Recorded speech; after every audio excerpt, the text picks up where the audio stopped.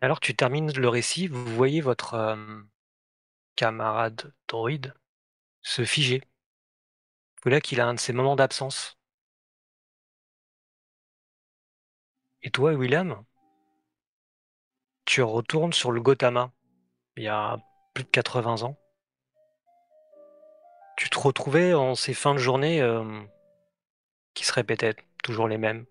Observation des événements cosmologiques que tu pouvais croiser, relever, des champs électromagnétiques, proximité d'une planète habitable peut-être, proximité d'un autre vaisseau. Bref, une petite routine pour éventuellement te localiser, pour retrouver la civilisation. Et tu avais ce chat, tout à la fois mort et vivant, qui chaque fin de journée se posait sur tes genoux.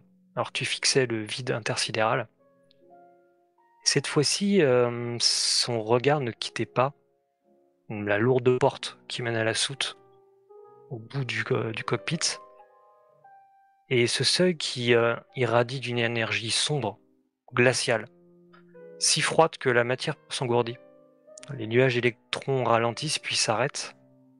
Tu crois deviner les prémices d'un filament d'un or absolu qui se glisse dans l'interstice de la porte. Avant que tu reviennes parmi tes camarades, les sons de la rue, le non-son de la rue, retournent à toi, et tu vois tes camarades qui t'écoutaient et te fixent peut-être d'un regard un peu étonné, parce que tu t'es figé à la fin de ton explication. Hmm. Ça va, t'es... Pardon, j'ai eu un moment d'absence. Vous disiez? Pas grand-chose, c'est toi qui t'es arrêté pendant ton explication. T'as un problème Ah avec oui, ton pardon. système? Une mise à jour. Oui, c'est certainement une mise à jour. Je sais, pour tout vous avouer, c'est pas la première fois que ça me le fait. J'ai des mises à jour intempestives qui se font certainement, mais tout va bien. Mhm. Bon, est-ce qu'on trouverait pas une sorte de refuge pour passer, pour se reposer un peu?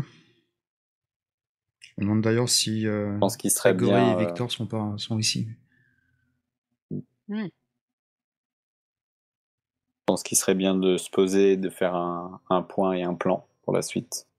Oui, c'est pas la peine de gaspiller de l'oxygène pour rien à marcher à travers Hmm. cet immense bidonville. Est-ce Ok, bah on qu'autour il cherche y a un une nom. sorte. Ah, Et vous entendez un son qui, comme un coup de tonnerre dans la rue. Vous entendez des applaudissements, des cris, alors que tout est extrêmement silencieux. Peut-être un bloc et demi plus loin, où il y a ce son de foule qui comme ça, des gens qui ont l'air d'applaudir, de crier. Vous dites, on va se rapprocher, je pense. c'est étonnant, dans cette ville Il y qui a est eu une extrêmement silencieuse. Non, ça, c'est détonation et des applaudissements. pas forcément de détonation, mais ça vous a fait l'impression d'une détonation, parce que tout est extrêmement Mm. silencieux, donc vous êtes habitué Ah, enfin, en tout cas pour une ouïe humaine, d'avoir un ouais. silence permanent et d'un coup un son qui apparaît, ça peut presque te surprendre, un peu comme une détonation. Mais non, c'est un bruit de foule, un- comme si une foule réagissait à quelque chose. Donc applaudissait Hmm. ou encourageait, criait. Est-ce qu'on irait pas voir? Ouais, on n'a rien de mieux à faire, mais c'est loin, ça semble loin, plusieurs mètres, kilomètres. Non, non, c'est à 200-300 mètres. Ah, parce que je me méfie les blocs, des fois, c'est plus long que ce qu'on pense. Là, c'est des blocs assez courts. Des mini-blocs. C'est des mini-blocs. Ok, bah ouais, je suis d'accord avec toi, Darius. William, tu nous accompagnes ou... Bien sûr. Et madame, comment elle s'appelle? Je me demande comment elle s'appelle quand même. Ali, je m'appelle Ali. Ali. Vous voulez aller voir ce qui se passe là-bas, c'est ça? Oui, Je on suis en même essaye un peu temps. de découvrir où est-ce qu'on est. Ouais, je connais personne. En plus, ici, je peux pas trop vous aider. Vraiment, je sais même pas où je vais passer la nuit. Enfin, la nuit, de toute façon, regardez, il fait déjà sombre. Je pense qu'il fait sombre tout le temps d'ailleurs. Ah, je sais même pas où je vais aller. Vous avez vu à l'entrée de la ville, c'est malheureux là. Attention, on va finir comme ça là, ou si c'est pas sous les balles de la tempeste. Vous voyez qu'elle est dans un état psychologique Non, faut garder fragile, espoir. quoi. Il faut pas. Faut garder Faudra pas espoir. grand-chose pour qu'elle cède complètement, la pauvre. On va trouver un moyen de remonter. Oui. Voilà. Faut juste avancer, voilà. On verra ensuite. On improvisera. Étape Ok. par étape. Ok. Sa petite bouffée du stress, d'ailleurs, l'a fait un peu voilà, suffoquer un peu parce que c'est dur de respirer quand même. Mais elle vous suit, Calmez-vous. bon an, Et mal an. dans ce cas-là, je vais vers elle et je vais lui poser les 2 doigts sur la jugulaire comme ça et je vais arriver très très calmement, très sereinement. Je vais dire calmez-vous et je vais imiter une respiration humaine et lui demander de respirer avec moi de manière à baisser un peu son rythme de respiration. Je vais lui dire avec moi, prenez une inspiration. Et en fait, on va entendre cette espèce de mécanique de respiration mais qui aspire rien du tout chez moi. Expirer. Et je vais essayer comme ça pendant quelques cycles de calmer son rythme. Hmm. Tu vois qu'elle est prête à, voilà, à tous les soutiens. Elle est vraiment, ouais, elle a besoin de soutien, donc elle accepte le contact et elle essaye de se calmer. Merci, ça va aller. Ok, on continue. Allons voir ce qui se passe là-bas. Je suis plus à une surprise près, de toute façon. Allons-y. Donc elle vous emboîte le pas. Donc vous dirigez vers j'imagine en tout cas, vous vous dirigez vite vers le.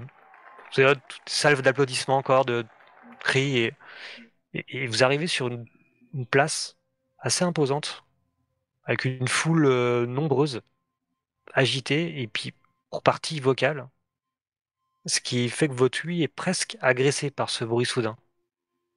Et sur l'estrade, voilà, vous avez un type, ouais, sur une estrade faite de briques et de broc, avec quelques personnes autour de lui. Pas forcément beaucoup plus costauds, même si vous sentez qu'ils ont des regards un petit peu gauche à droite. Et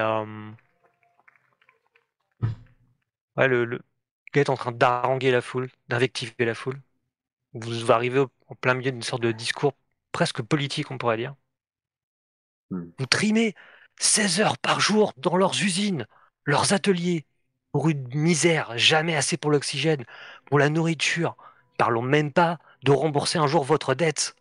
Moi, Ignacio Kane, je vous le promets, et vous savez que quand je vous le promets, vous pouvez me faire confiance.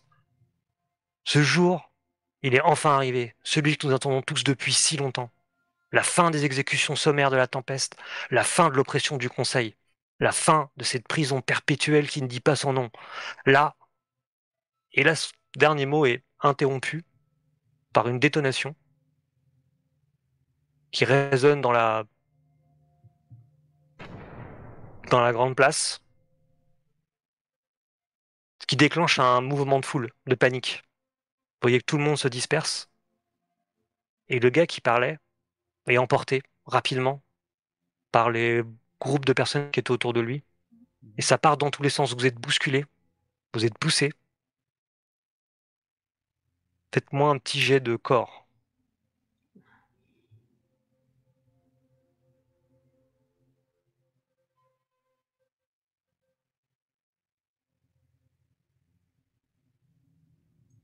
Ah non, c'est 2D. Un dé de 100, hein. C'est ça. Ouais. Dés de sang, ouais. Ah, c'est 2 dés de 100, ouais, c'est vrai. Oh, réussi. 24 pour 25. Ok. Ah, tu disais qu'on avait un désavantage, non? Faut lancer 2 fois le dé?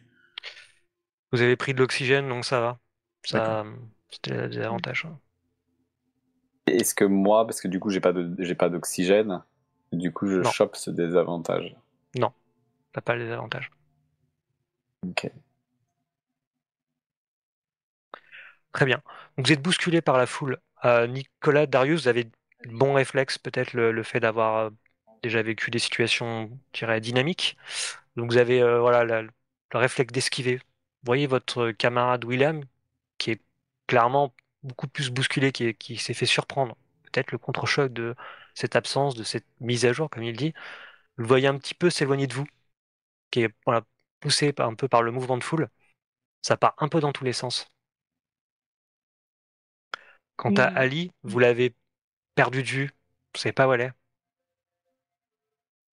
Il y a, voilà, il y a des cris, il y a du mouvement, et au loin, vous entendez voilà, ce qui semble être peut-être des coups de feu. Vous dites que peut-être la tempête débarque. Vous dites même que c'est peut-être des coups de canon, l'artillerie qui tire.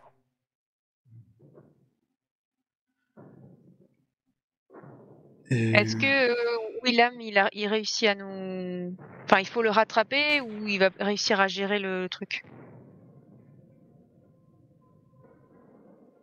Vous voyez qu'il reprend ses esprits, mais voilà, il est à peut-être 15-20 mètres de vous, et ça bouge dans tous les sens.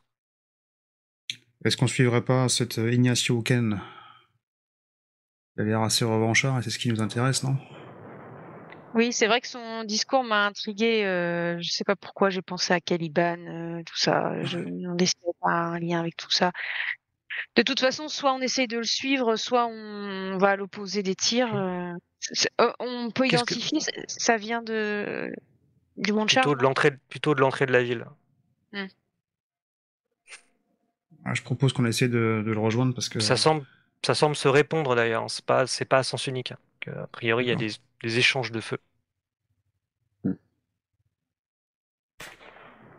Et William, il se rapproche de nous ou il est emporté par la foule? Non, là, il Je peut vais faire tout mon choisir de possible. vous. Ouais, il peut choisir de vous. Vous faites quoi? Vous vous déplacez, vous suivez le mouvement. Qu'est-ce que vous faites? Est-ce qu'on peut essayer d'emboîter le pas, justement, à cette à Ignacio ou pas? Ah, vous pouvez aller dans sa direction. En tout cas, c'est possible, ouais. Ouais, moi je Parce partirais que par là. la place vide, en fait, il y a plusieurs entrées sur la place, donc ça se disperse un peu dans tous les sens. Je jette un coup Euh, d'œil rapide à Nicolas. Partante? Euh, ouais, faut juste pas enfin dire qu'on paume William, mais voilà. Ouais, il est à côté là. Mais t'inquiète pas, il va prendre ta Fais des gestes. température corporelle. Avec deux doigts. Ça va bien se passer. Allez, on y va. Ok. On pourra pas trop courir, mais bon, faire Non. gaffe. Parce qu'on peut. Enfin, de toute façon, en même temps, bref. Je dis un truc comme du genre, on n'a plus rien à perdre. Tu vois, je commence aussi à rendre compte que la situation, voilà, que ce soit en bas, que ce soit en haut, ça a l'air d'être partout Mm. la merde. Ok, donc vous dirigez vers là où serait parti Ignacio Kane. Ouais. Ouais. Ok. Alors moi, avec les 7 points de stress en tout là que tu m'as collé, je vais pas faire trop attention à marcher prudemment ou doucement, tu vois, pour économiser d'oxygène. Je vais y aller même plus rapidement que nécessaire. Ok. Très bien. Vous précipitez un peu, ouais. Vous devez esquiver la foule qui commence à se, voilà, ça se désensifle, c'est de moins en moins dense. Donc du coup, c'est plus facile de circuler. Euh, et vous voyez en effet cette petite cohorte qui l'encadrait, qui s'éloigne un petit peu au loin. Euh, et vous entendez des tirs qui se rapprochent quand même.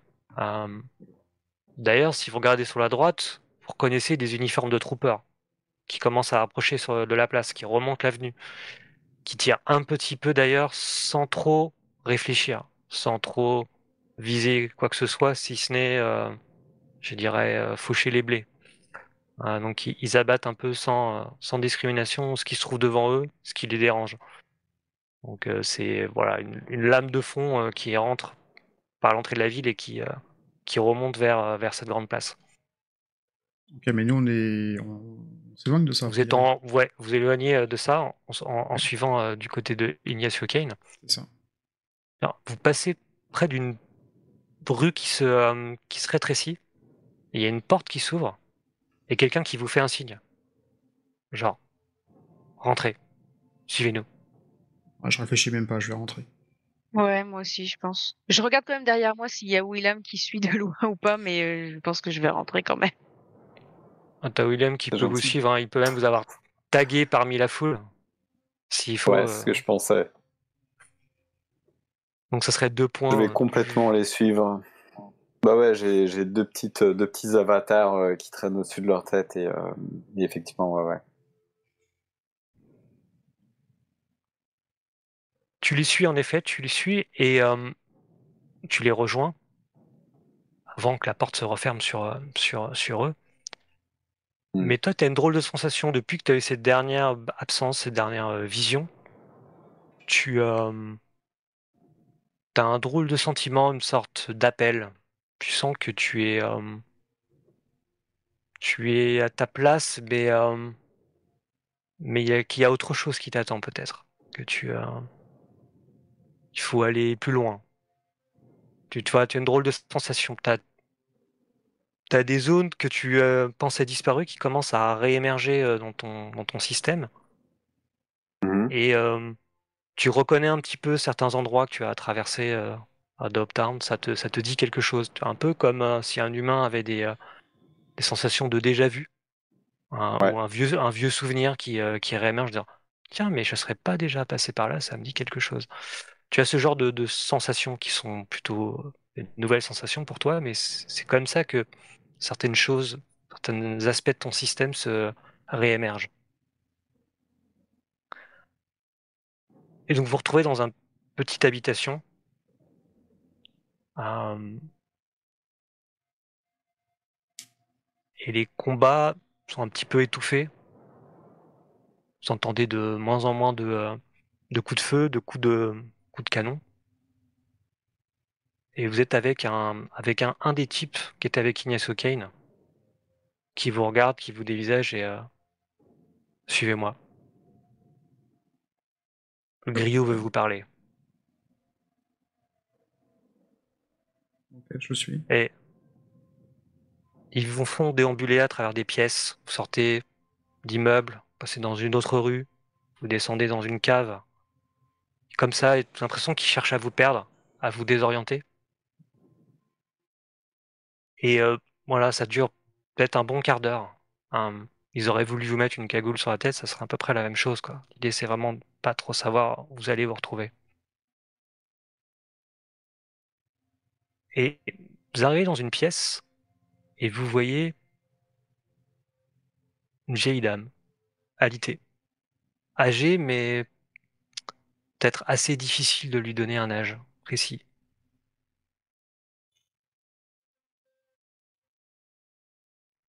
Vous voyez qu'il y a un ensemble de machines autour de son lit qui semblent toutes fonctionner pour la maintenir en vie.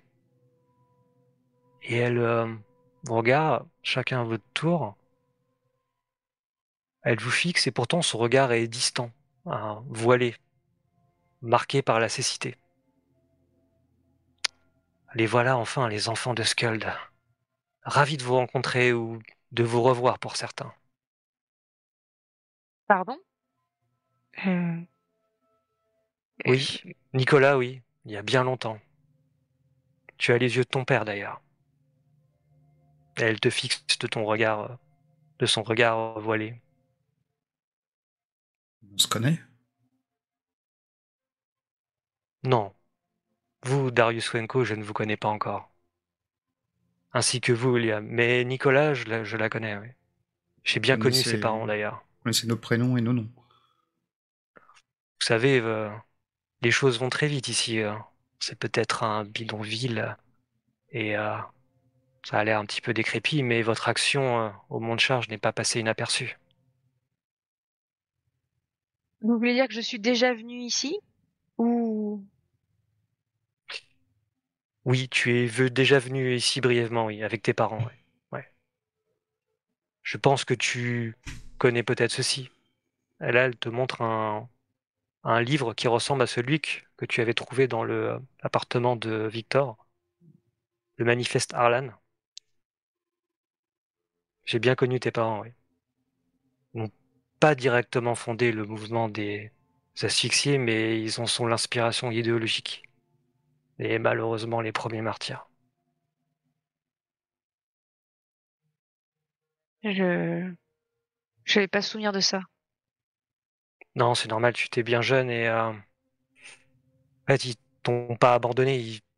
Voilà, ils venaient ici de donner des cours sur leur temps libre. C'était des intellectuels.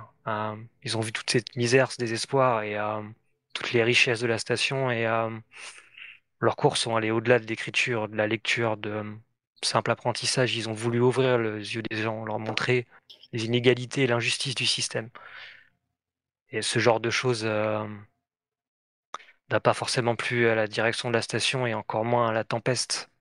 Éduquer les gens, leur ouvrir les yeux, c'est dangereux. Et voilà, les chiens du McRoy, le chef de la Tempeste, ont toujours fait une descente et voilà, ils ont été assassinés.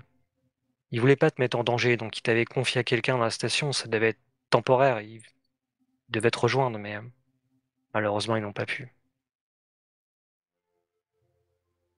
Je suis vraiment désolé, hein, nous aurions dû mieux les protéger, mais Je vais si mettre tant la est que main ce sur soit l'épaule de Nicolas pour signe de compassion. si tant est que ce soit une compensation, en tout cas un petite note positive, leur mort n'a pas eu voilà, l'effet escompté par la tempeste. Au contraire, ça a uni les mouvements de protestation et les asphyxiés sont nés sur le sang des martyrs. Bah, tant mieux. Ouais, vous êtes les messagers du futur. Vos actions de Monte-Charge, c'était pas une coïncidence, c'est un signe du destin. C'est maintenant, aujourd'hui, que les choses s'arrêtent. Le Conseil, la tempeste, on met fin à leur oppression ce soir. Comment? On a réuni des troupes, on va attaquer en masse la porte. Il faut pas croire à cette petite contre-attaque là, sera vite. Ils vont vite se replier et ils vont nous attendre à la porte fortifiée, c'est la meilleure chance qu'ils ont.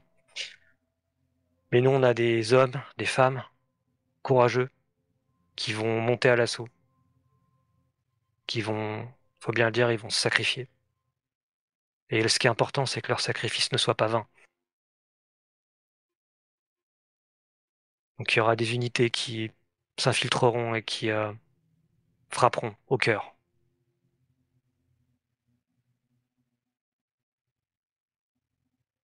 Est-ce que, est-ce que vous connaissez un certain Victor? Victor? Ah oui, Victor, oui, bien sûr. Un agent double. Faisait croire à la tempête qu'il travaillait pour eux. D'ailleurs, malheureusement, on a aussi dû faire quelques sacrifices pour protéger sa couverture. Mais oui, il nous renseignait sur la tempête, sur leurs actions. Mais d'ailleurs, il était plus en plus... Non, il n'était pas fiable. Il était obsédé par Caliban et par ce qui se trame dans le cœur de la station. Il y a des choses étranges qui se passent. Je crois que nous sommes vraiment à un nœud du destin. Nous pouvons faire tomber le conseil, mais il se trame autre chose. J'ai quelques craintes, il faut bien le dire. Et Vous savez ce que ça dit? Victor, il s'est Vous savez- enfoncé dans ce qu'on appelle la nécropole. Pas la nécropole. On va plutôt dire une ville fantôme. Il y a une vieille cité dans les bas-fonds de la station qui a été abandonnée il y a des décennies et il y allait tout le temps pour essayer de comprendre ce qui a pu se passer et trouver ce fameux Caliban. Il y est passé, il y est allé il y a peut-être une journée et demie, on l'a pas revu depuis, hein. Vous le recherchez, c'est ça? C'est pour ça que vous êtes là? Et Grégory, mon fils? Ah, malheureusement, on n'a pas de nouvelles. On a des accès sur les fichiers de la tempeste. Euh, Ils l'ont pris, je mais pense. on pourra regarder, mais pour l'instant, on n'a pas de traces. On surveille en temps réel les personnes qui peuvent s'ajouter, qui peuvent en disparaître. On essaie de pister vraiment l'activité de la tempête, mais là, pour l'instant, on n'a pas de traces d'un Grigory Wenko.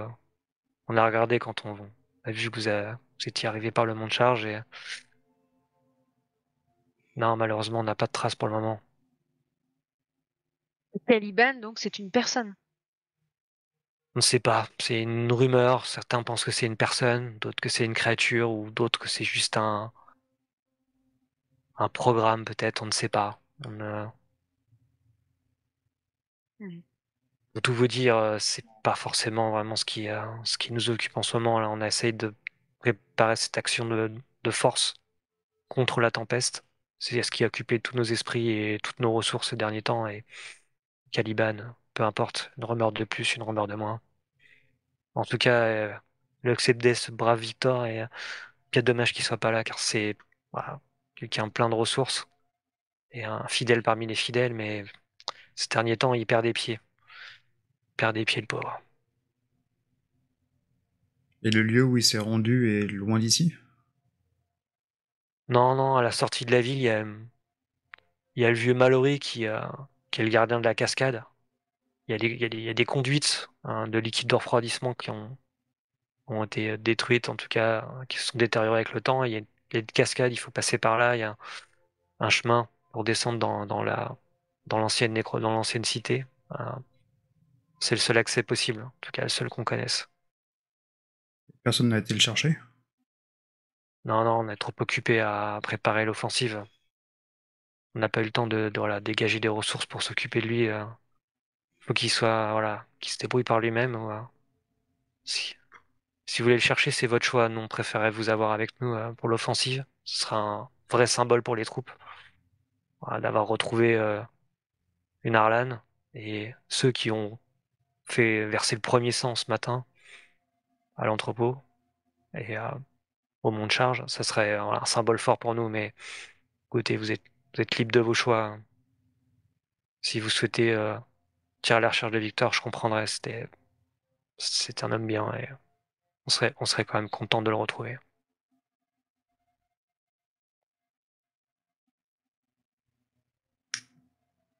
Hmm. Hum. Quand vous dites un symbole fort, vous pensez à notre sacrifice à une mort héroïque, c'est ça? Si ça tombe un Non, peu non, dépité. non, non, non, non.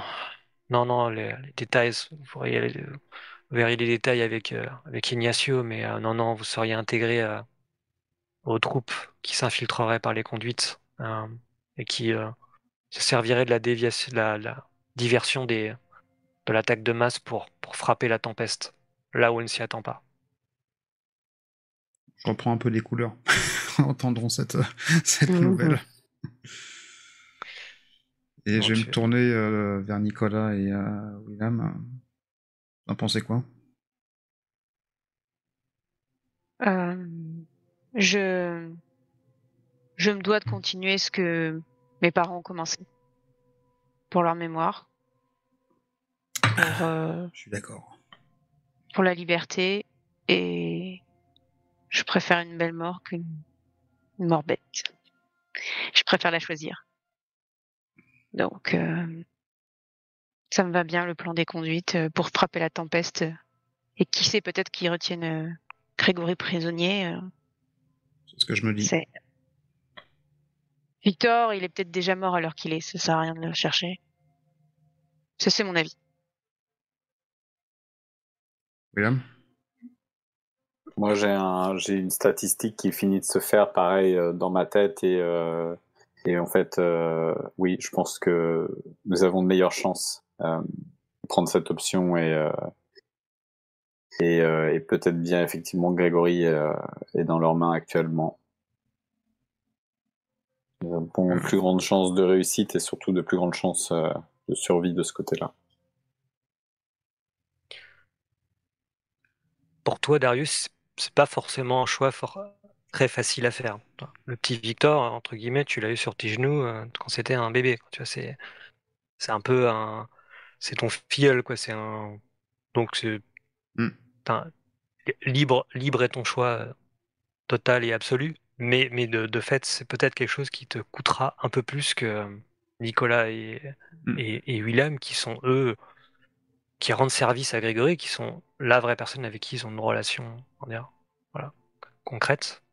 Victor, un peu moins, ils le connaissent, mais c'est vrai que c'est pas. Voilà, ce petit aparté pour nourrir ta réflexion. On a combien de temps avant l'offensive générale?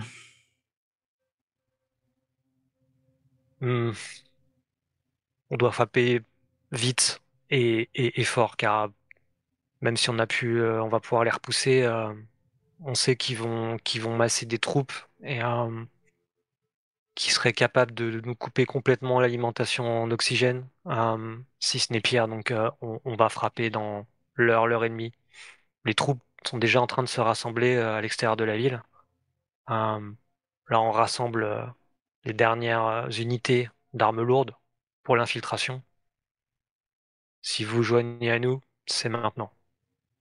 Sinon, vous êtes libre de continuer votre périple.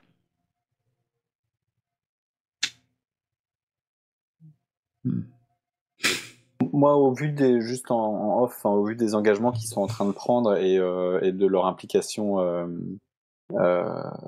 du coup physique et dans ce choix là qu'on va faire, parce qu'ils risquent quand même de mourir.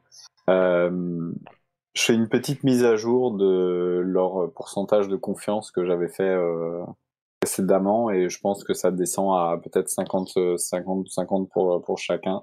Et donc ma confiance commence à se construire peu à peu avec ces deux êtres humanoïdes. Vous voyez cet aspect-là purement pratique, cet aspect un peu statistique même, opportunité, quelles sont leurs chances de réussite, leurs chances de survie. L'autre dynamique qui t'anime, c'est cette attirance, cet appel, toi qui est à l'intérieur de toi, mais qui te perturbe, qui parasite un peu cet aspect purement mathématique, statistique, cette optimisation de tes décisions habituelles. Cet aspect-là, plus organique, plus instinctif, te perturbe. Et tu sais que ça te tiraille, cette manière. Donc tu as pareil, ton libre arbitre, mais tu sens que tu es tiraillé par un appel, tu vois, quelque chose de presque compulsif, qui t'appellerait plutôt à aller plus vers l'avant, plus vers les profondeurs, plus vers l'obscurité. C'est très étrange ce manque de logique mathématique, mais je commence à l'accepter peu à peu.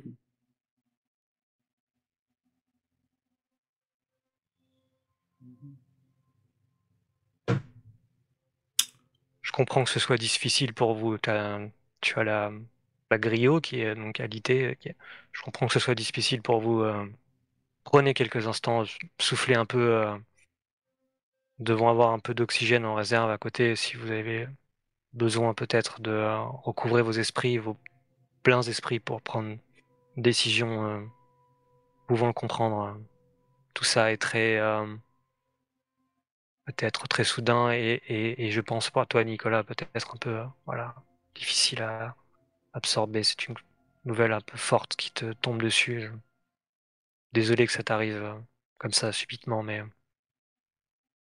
On a déjà traversé pas mal de choses difficiles et surtout le fait d'être ici, c'est déjà un choc. Alors, nous sommes à un carrefour et je devais de te dévoiler cette vérité sur ton passé avant que peut-être il en soit terminé. je comprends. Donc vous voyez que c'est assez agité, hein, au-delà de ça, au-delà de la discussion que vous pouvez avoir avec la griot, qui semble être une figure vraiment clairement pas, s'impose pas physiquement, une figure de sagesse, figure historique, voilà, qui est une sorte de pierre angulaire du mouvement, sûrement un peu une héritière philosophique, intellectuelle des Harlan, qui a pris le relais pour éduquer, pour nourrir, même si bon, sa vision est sûrement beaucoup plus incisive, violente, voire sanguinaire que celle des Harlan, qui avait quand même un manifeste purement intellectuel et pas forcément d'action militaire. Mais voilà, là, ça s'agite. Il y a des cartes, des panneaux holographiques où ça trace des perspectives, des comment on s'organise pour prendre tel endroit, se positionner, quel type d'équipement. Voilà, il y a tout l'aspect logistique de l'opération qui se déroule autour de vous. C'est assez animé, une sorte de. C'est un peu dans l'œil du cyclone. Oui, là, concrètement, combien de chances de réussite, cette rébellion? Réellement. Est-ce que tu peux voir autour de toi? Je lance une petite analyse chiffrée avec les données que j'ai. Et j'essaye de pouvoir répondre au plus juste. Et peut-être que cette fois-ci, en fonction du chiffre que tu vas me donner, je vais pas lui donner de chiffre, mais je vais lui donner un adjectif plutôt. Tu fais un calcul de probabilité, c'est ça? Savoir quelle chance. Ouais. Hmm.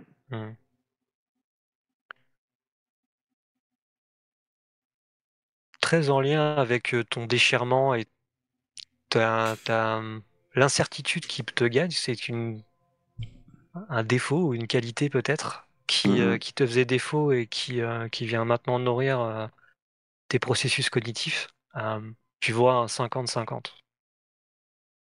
Presque de manière Ok. tristement humaine. Hein. Ouais, tu pourrais te faire la réflexion, tu vois un 50-50.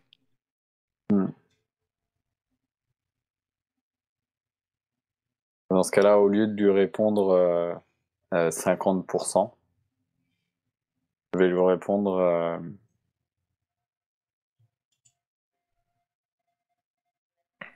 on a visiblement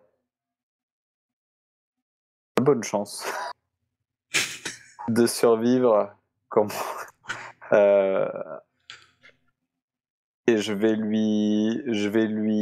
sais pas pourquoi en fait, je vais lui mentir, mais peut-être en me disant que ça va influer, je sais pas pourquoi, mais je comprends qu'en fait, ça puisse donner du courage. Et je comprends, enfin, peut-être pour la première fois, l'importance d'un mensonge dans ces moments-là.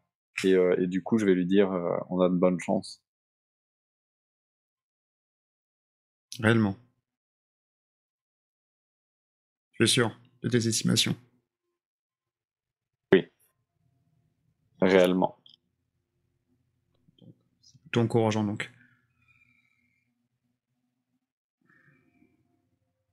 Pour vous dire, je suis assez partagé entre aller chercher Victor,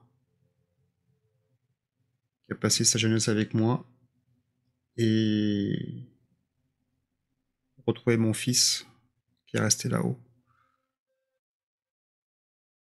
Et je me dis que si tu penses réellement qu'on a une forte chance de réussir, dans ce cas-là, je partirai plus avec vous. Ouais. T'es jusqu'à présent jamais trompé, et donc je vais partir sur ce postulat et te faire confiance.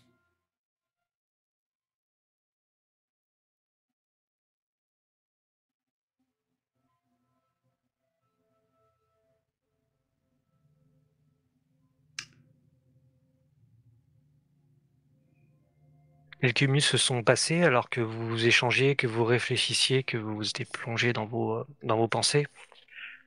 T'as Ignace Oken qui sort un petit peu des préparatifs, qui vous rejoint. Vous voyez son visage, vous devinez ce qu'il va venir vous demander. Euh, alors, qu'avez-vous décidé? On vous compte parmi nous? Ou vous décidez partir à la chasse aux fantômes? On est partant. On est Ouais. partant. Parfait. Et vous donne un petit geste de tête, un petit salut et très bien, tenez-vous prêts, on va y aller. D'ici 30 minutes, on y va.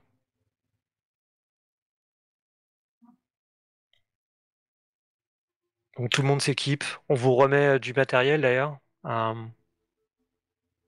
Petite carapace de protection, Mhm. un casque, un fusil d'assaut.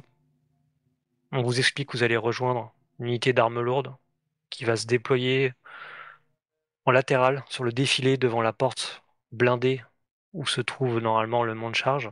votre but, ça va être d'arroser les troupes de la tempeste et débloquer ce noyau dur pour que le reste de la troupe puisse envahir la station et en prendre le contrôle.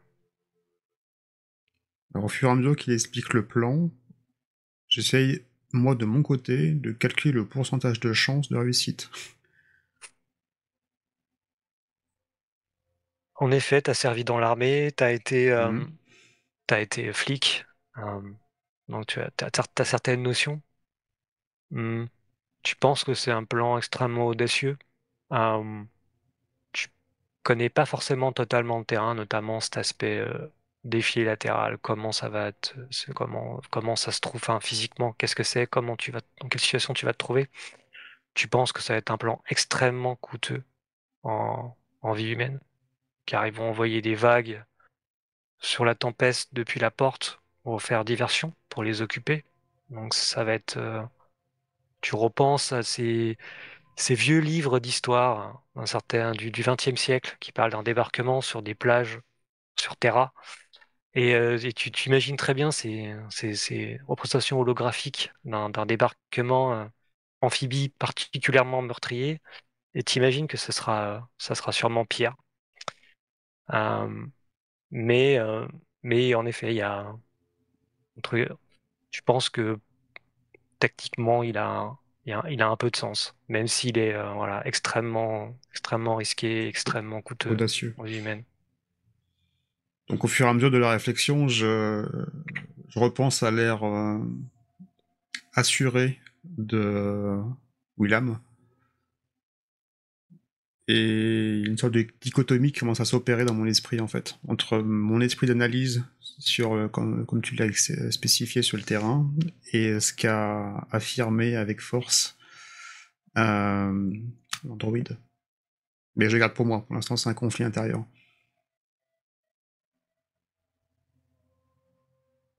Et rapidement, tout le monde se regroupe par unité et vous passez par des souterrains. Vous circulez, vous remontez par moments dans la rue, vous redescendez dans le souterrain. William, toi, tu suis le groupe et à un moment, vous passez à l'extérieur dans la rue, tu, euh, tu aperçois au milieu de la foule une silhouette, quelque chose qui sort vraiment du lot. Tu vois, tout semble un peu flou, tu vois, ce mouvement de gens. Et au milieu, tu as une Mhm. figure qui te fixe, une figure qui a des traits difformes, une sorte pareil, de créature similaire à ce que tu aurais pu entrevoir dans l'entrepôt. Et Mhm. tu la vois qui te fixe, qui s'agenouille et qui baisse la tête en tendant la main comme ça, au-dessus d'elle. Ça dure peut-être une seconde, un bref instant, dans ton champ de vision. Elle me montre une direction Non, tu vois ou elle qu'elle me se, montre une plus. tu vois plutôt qu'elle se Ok, baisse comme ça, qu'elle met la main, d'accord. quelque Ok. chose comme un geste de soumission, peut-être. Hmm. Et ça dure peut-être un instant, et si tu clignes des yeux ou que tu tournes la tête, tu ne revois plus que la foule et le mouvement Hmm. naturel de vie dans cette artère. Ok. Donc tu suis la troupe qui navigue qui Est-ce rejoint que, une zone à l'extérieur de la ville. Oui. ok, est-ce que j'ai une, je,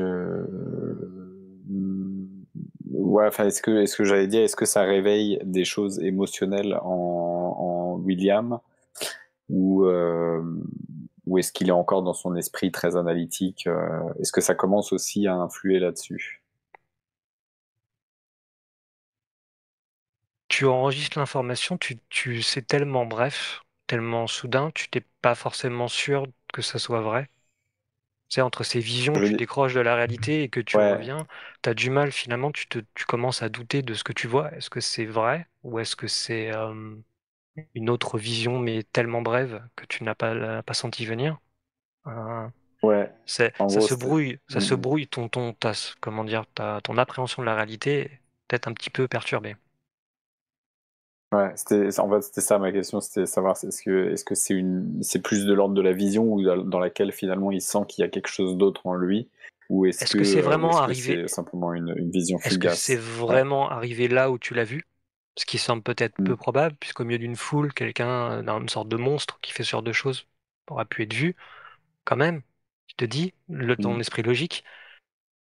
Et donc tu dis, est-ce que c'est un élément du passé ou du futur ou Mm. d'ailleurs qui s'est mélangé à la réalité dans laquelle tu te trouves? Voilà, tu es un peu paumé.